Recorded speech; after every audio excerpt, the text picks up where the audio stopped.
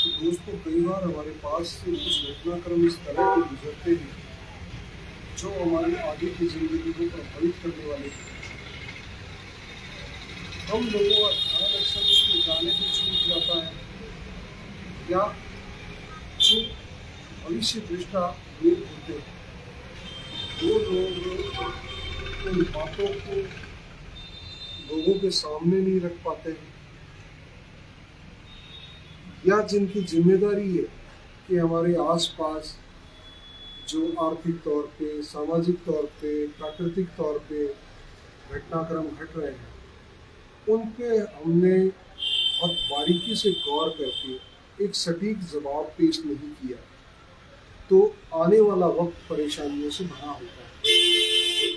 और इस वक्त देश में, भारत में इस तरह के घटनाक्रम काफ़ी घट रहे हैं जहाँ डेमोक्रेसी पे सवाल खड़े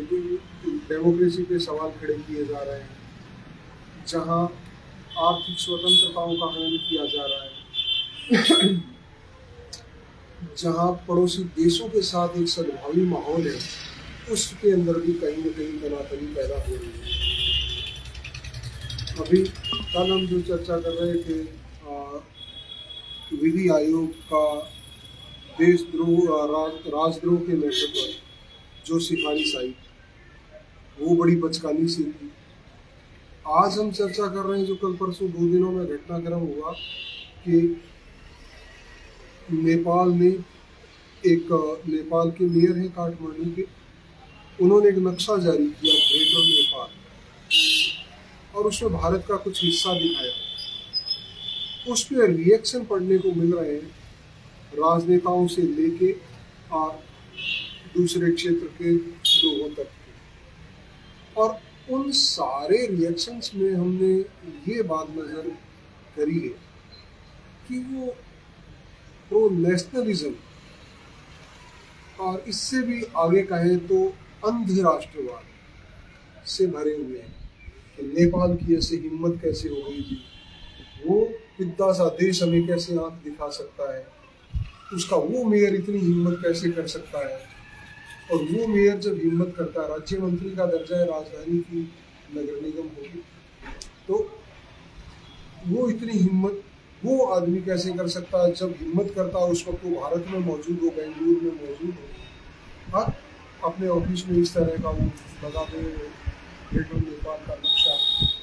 और ये नक्शा उस नेपाल का है जो 1816 से पहले का था और उसका एक बड़ा हिस्सा अंग्रेज़ों से लड़ाई हुई और उसके अंदर अंग्रेज़ों ने अपने अधीन कर लिया। और उसके बाद में जब भारत आज का जो राजनीतिक भारत जिस रूप में आज़ाद हुआ अंग्रेज़ों से, वो उसके साथ इधर को शिफ्ट हो गया। तो ये इस एंगल से बजाय इस बात पे गौर करने की कि रिएक्शन उनकी कहाँ से आ रही है, ये रिएक्शन पाकिस्तान की कहाँ से आ रही है, ये रिएक्शन बांग्लादेश की कहाँ से आ रही है।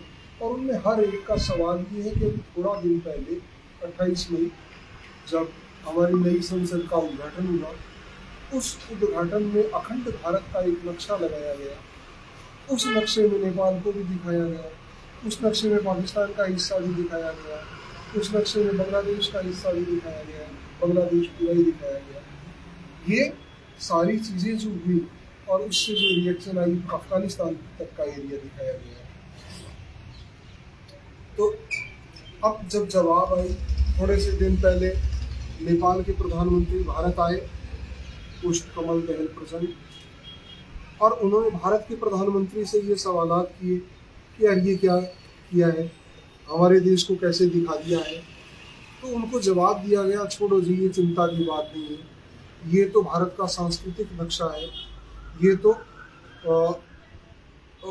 सम्राट अशोक जिन इलाकों में राज करते रहे उस एरिए को दर्शाया गया है। और कहीं ना कहीं वो जो एक पुरातन गरिमामय राष्ट्रवाद के नाम पे कहीं ना कहीं ये मौजूदा जो एक अलग तरह का सांप्रदायिकता का पुत लिए हुए एक उन्मादी सा राष्ट्रवाद उभारने की जो तरह तरह की कोशिशें होती हैं और उस आड़ में वोटों के ध्रुवीकरण की जो कोशिशें होती हैं, ये कहीं ना कहीं एक छुपा हुआ एजेंडा इस तरह का नज़र आता है कि क्यों हमारी सरकार, क्यों हमारा प्रधानमंत्री, हमारे प्रधानमंत्री या उनके साथ के लोग, सत्ता के लोग, या उनकी पीठ पे बैठे आरएसएस या कारपोरेट के लोग, कारपोरेट का चलो छोड़ दें, इस आइडियोलॉजिकल अप्रोच से उनको तो एक ही बात है कि ज़्यादा से ज़्यादा धन उनके ताबे आए, मैक्सिमम प्रॉफिट, मुनाफाखोरी उनके हिस्से में आती रहे, उस पर सरकारें ना बोले, उसके पक्ष में माहौल बनाती रहे, कानून बनाती रहे, वो तो उनका। लेकिन एक आइडियोलॉजिकल अप्रोच की जहाँ तक बात आती है तो उनके पीछे खड़े आरएसएस या इनकी ये कुटिल चालें वोटों के ध्रुवीकरण की, वो सारी की सारी इनके प्रेरणा के जो पुंज हैं वो पुरातन बातें क्यों होती हैं, वो बैकवर्डनेस से भरी हुई बातें क्यों होती हैं, वो साइंटिफिक लॉजिकल बातें क्यों नहीं होती हैं, उन बातों को क्यों नहीं ये विकास दिखा पाते हैं। ये पुरानी एक गरिमामय राष्ट्रवाद जिसको जो आज के भारत के मौजूदा राजनीतिक भारत से कोई मेल नहीं खाता, आज का भारत जो रियल में 1947 में जन्मना शुरू हुआ और 52-53 के आसपास, और सही माने में कहें तो जब गोवा वगैरह का इसमें विलय हो गया उसके बाद में जब निर्माण हुआ, तो ये कोई बहुत लंबा राष्ट्र की, हमारी आज की राजनीतिक भारत की कोई बहुत पुरानी उम्र नहीं है। इसका जो खाका है, इसका जो डिज़ाइन है, ये भी कोई बहुत बड़ा पुराना नहीं है। एक देश जो नया बना, जिसने अपना विकास करना था, जिसने क्षेत्रीय संप्रभुताओं, क्षेत्रीय देशों की संप्रभुताओं की कदर करनी थी, उनसे जिस तरह के सद्भावी माहौल बनाने थे, वो सारी चीज़ों को दरकिनार करके क्यों इस तरह की हरकतें होती हैं कि जो हमारी विदेश नीति को प्रभावित करती हैं, जो क्षेत्रीय भाईचारे को प्रभावित करती हैं, जो बार बार नीचे दिखाती हैं। इन चीज़ों पे आज गौर करना, और ये दायित्व निश्चित ही बुद्धिजीवियों पे है, इस देश की जनता पे। वो शासक हमें परेशानी में डाल देंगे, वो गुमान कि हम बड़े हैं, हमारा कोई क्या कर लेगा, हम सैन्य शक्ति में बड़े हैं, हम हथियारों के रूप में बड़े हैं, तो ये सारे दौर अब बीत गए। आज के नई दुनिया की, अभी मौजूदा दुनिया की जो हकीकत है, वो आपसी भाईचारे की मांग करती है, वो टकराहट से मुक्ति की मांग करती है, वो सैन्य समाधानों की बातों को नकारती है, वो हर मसले का बातचीत से हल करना चाहती है, वो किसी सांस्कृतिक राष्ट्रवाद के नाम पे या किसी पुरातन गरिमामय राष्ट्रवाद के नाम पे किसी दूसरे की गरिमा या संप्रभुता पर चादर डालने की अगर कोई कोशिश हो तो उसकी रोकने की डिमांड करती है।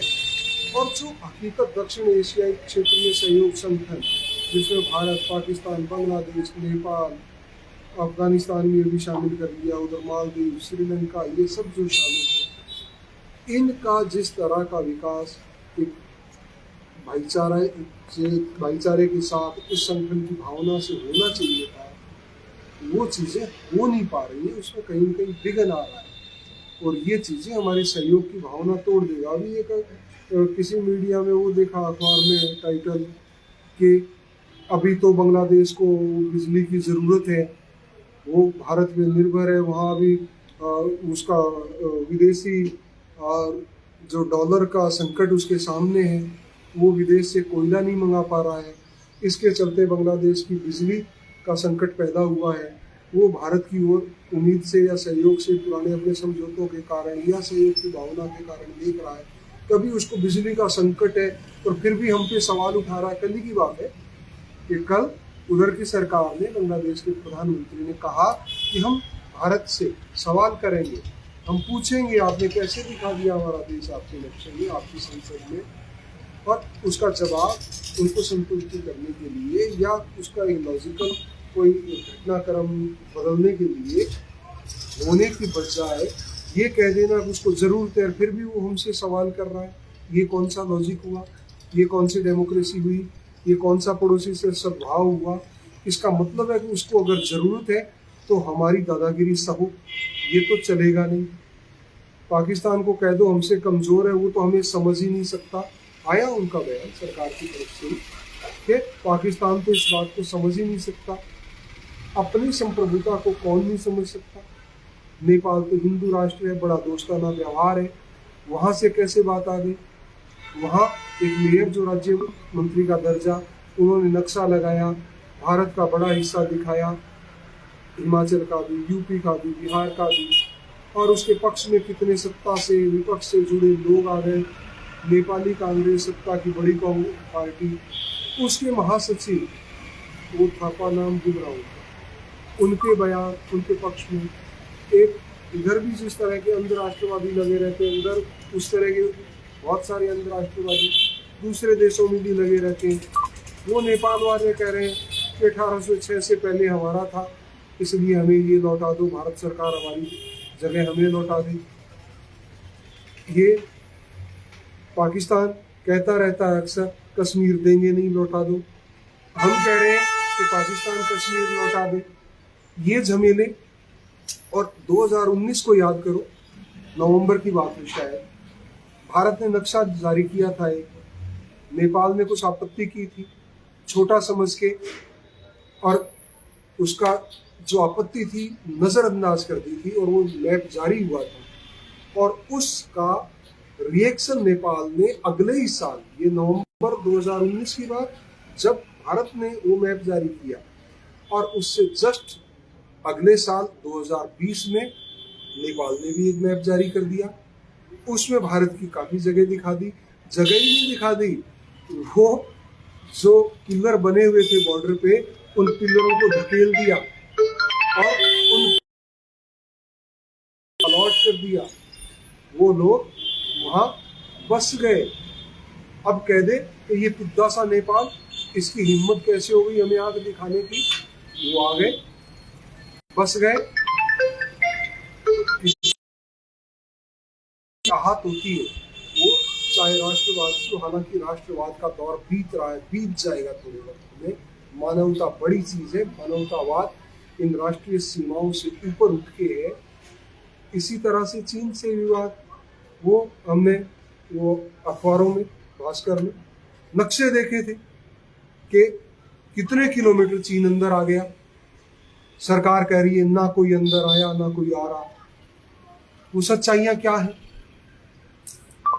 तो जब हम ये कह रहे हैं कि जमीन के तौर पे हम विस्तार पाए, हम एक बड़े देश हो जाए, तो हम आज की हकीकत समझ के क्यों नहीं बड़े हो जाते हैं? हम उस जगह के लिए क्यों मरने मारने पे उतारू हो जाते हैं? जगह आ नहीं रही और मर मार रहे हैं, और नीचा देखना पड़ता है जगह जगह। कश्मीर का प्रकरण आप देख लो, 47 से चल रहा है, आज तक मसला हल नहीं हुआ। 2 देशों का विवाद था, 2 देशों में कश्मीर बटा, अंतर्राष्ट्रीय पंचायत संयुक्त राष्ट्र संघ में गया, उसके ऑब्जर्वर आज भी जम्मू में, श्रीनगर में, उधर पाकिस्तान वाले कश्मीर मुजफ्फराबाद में बैठे हैं। मतलब जगह को दुनिया के तौर पे विवादित माना जा रहा है, और 2 देशों के बीच का विवाद अब उसका बहुत बड़ा हिस्सा चीन के पास भी चला गया है। वो कश्मीर 3 हिस्सों में बट गया है। तो मसला हल नहीं हुआ, सैन्य शक्ति से नहीं हुआ, आपकी कूटनीतियां सारी फैल हो गई, पाकिस्तान की भी फैल हो गई, भारत की भी फैल हो गई, नतीजा किसी से नहीं निकला। नेपाल के साथ सीमा के विवाद नहीं सुलटे, बांग्लादेश से थोड़ी जगह की अदला बदलियां हुई हैं, कुछ सुलटे। तो क्यों नहीं फिर हम इस तरह से करते हैं कि उस जो कश्मीर आज भारत में तबाही का कारण बन रहा है, लड़ाई झगड़े का कारण बन रहा है, हम दार्जिलिंग की तरह की एक स्वायत्तता उसको दे के, और भारत और पाकिस्तान कोई महासंघ बना ले, सार्क जिस तरह से बना रखा है, सार्क के और देशों को भी शामिल करके कोई महासंघ बना ले, उसका प्रबंध उसमें कर ले, और उससे आप पाएंगे कि परला कश्मीर भी आपको मिल जाएगा। जो पाकिस्तान के पास जो कश्मीर है, वो कश्मीर भी आपको मिल जाएगा।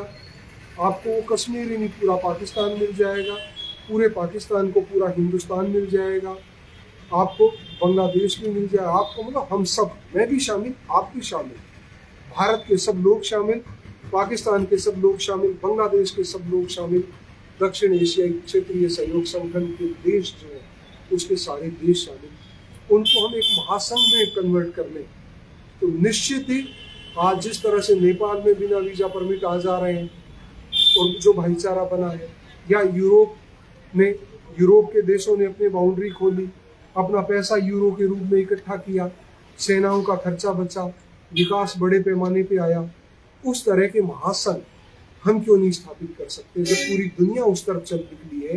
कितने कितने देशों ने सीमाएं खोली हैं, वहाँ विकास के दौर निकले हैं, रोजगार के अवसर पैदा हुए हैं, लोगों का जीवन स्तर ऊंचा हुआ है, गरीबों में जीवन मिला है। हमारे देश का, भारत का भी संविधान यही चाह रहा है कि लोगों को लोकतांत्रिक अधिकार मिले, लोगों को गरिमामय जिंदगी मिले। गरिमामय जिंदगी मतलब सिर्फ सांस लेना नहीं है, गरिमामय जिंदगी का मतलब उसको इज्जत और मान भरी वो सारी परिस्थितियां, घर, रोटी, रोजगार, बढ़िया शिक्षा, कपड़ा, चिकित्सा, दवाई, ये सारी की सारी चीजें मुहैया हो, वो गरिमामय जीवन है।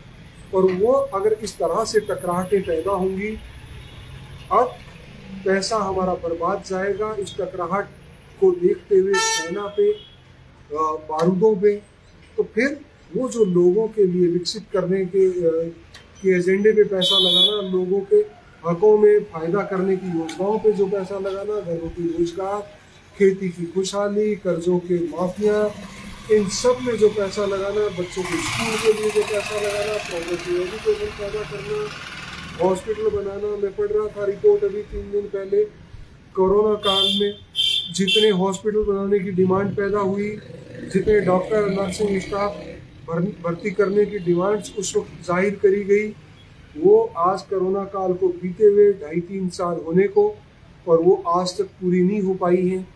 आज भी वो एक जिंदगी का बहुत बड़ा क्षेत्र प्राइवेट सेक्टर के हवाले छोड़ दिया गया है, जो मैक्सिमम, और प्राइवेट सेक्टर में भी कारपोरेट कंपनीज जो मैक्सिमम प्रॉफिट के कंसेप्ट पे काम कर रही हैं। एजुकेशन पूरी की पूरी सरकारी क्षेत्र हाथ खींचते हुए वो भी कारपोरेटाइजेशन जिस तरह से कर रहे हैं, मैक्सिमम प्रॉफिट पे जिस तरह से जा रहे हैं, उन सारी चीज़ों का अगर हल देखें, जिसको हम कहें जो इलाके में जो कुदरत है, जो प्रकृति है, उसके भी खिलाफ नहीं जाए, उस प्राकृतिक नियमों का, प्राकृतिक न्याय के विपक्ष में जाए, उस तरह की पॉलिसी इंसानियत के विपक्ष में जाए, और ये जो बैकवर्डनेस है राष्ट्रवाद की, अंधराष्ट्रवाद की, सांप्रदायिकता की, उन सबको नकारते हुए एक नई लहर कोई खड़ा करे इंसानियत के इतिहास में, उन चीज़ों पे हमें जाना चाहिए।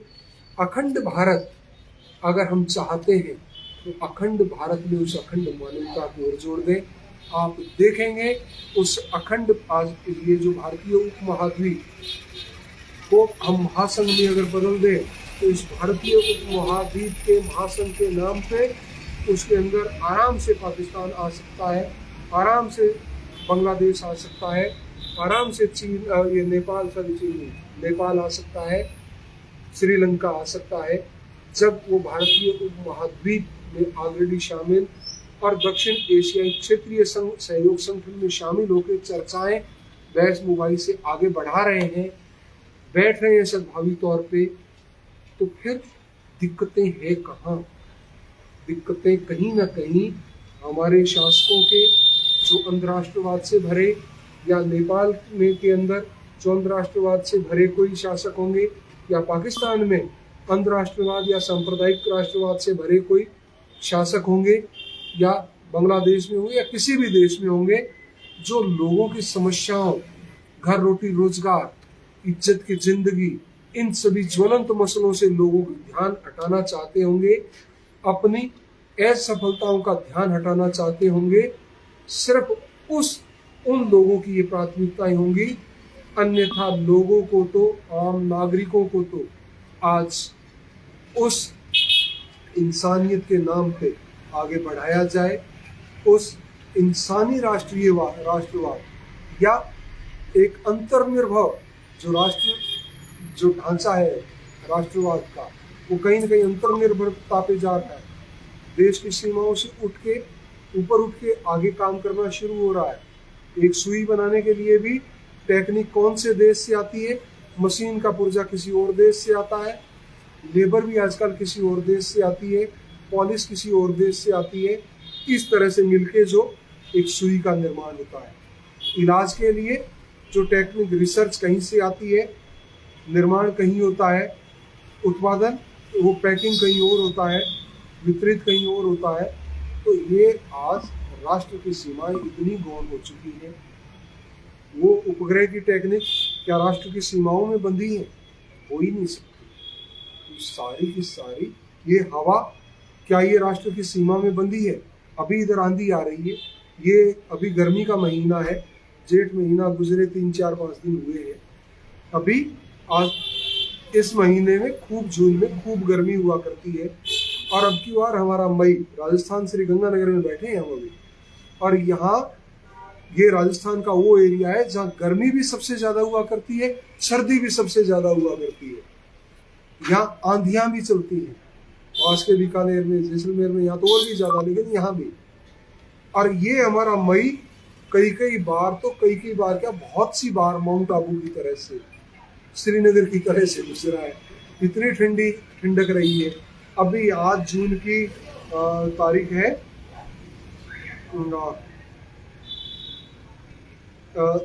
10, आज 10 जून की तारीख है 2023 की, और टॉप गर्मी होनी चाहिए थी। आज अभी आंधी आई, आंधी के बाद अभी ठंडी हवा आई है, और इसीलिए हम ये ऑफिस से बाहर की तरफ बैठे हैं।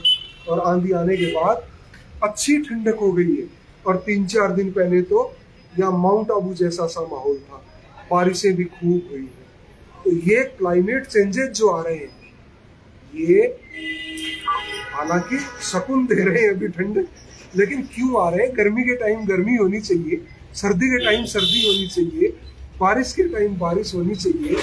वो जब बिगाड़ पैदा होता है तो वो उस टेक्निक में जो इन शासकों के दिमाग में बैठी, जो युद्ध पैदा करती, परमाणु युद्धों की तरफ जाती, परमाणु वो रेडिएशन से ये सारी की सारी चीज़ों में बिगाड़ लाती, तो उस चीज़ों का ये नतीजा। और इन चीज़ों को सुधारने के लिए दोस्तों आज ज़रूरत है। हमने ये जो थोड़ा सा एक इशारा करने की कोशिश करी है कि